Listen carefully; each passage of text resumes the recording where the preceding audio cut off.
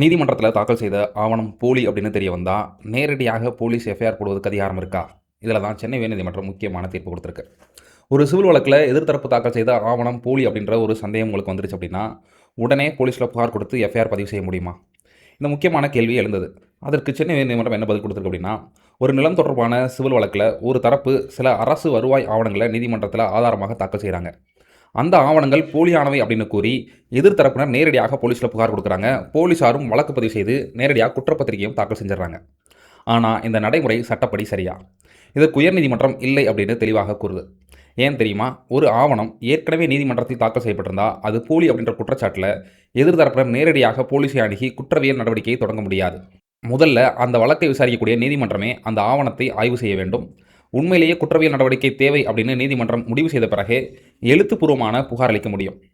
உதாரணத்துக்கு நீங்கள் ஒரு சொத்து வழக்கில் இருக்கிறீங்க அப்படின்னு வச்சுக்கோங்க. எதிர்த்தரப்பு தாக்கல் செய்த பட்டா அல்லது அடங்கல் போலி அப்படின்னு நினச்சா நேராக போலீஸில் எஃப்ஐஆர் பதிவு செய்வதற்கு பதிலாக முதல்ல அந்த நீதிமன்றத்துடைய கவனத்திற்கு நீங்கள் அதை கொண்டு போகணும். இந்த வழக்கில் நீதிமன்றம் எந்த புகாரும் அளிக்காமல் தனிநபருடைய புகாரின் அடிப்படையில் போலீஸார் வழக்கு பதிவு செஞ்சுருந்தாங்க. அதனால் அந்த குற்றவியல் நடவடிக்கை முழுவதும் சட்டப்படி செல்லாது அப்படின்னு உச்சநீதிமன்றம் கூறி அந்த வழக்கை ரத்து செஞ்சுருக்காங்க. இந்த தீர்ப்பு சொல்லக்கூடிய முக்கியமான விஷயம் என்ன அப்படின்னா, நீதிமன்றத்தில் தாக்கல் செய்யப்பட்ட ஒரு ஆவணம் போலி அப்படின்னு குற்றம் சாட்டப்பட வேண்டும்னா முதல்ல சம்பந்தப்பட்ட நீதிமன்றமே நடவடிக்கையை தொடங்கணும். தனிநபருடைய புகார் அடிப்படையில் போலீஸார் நேரடியாக குற்றவியல் வழக்க தொடங்க முடியாது அப்படின்றது.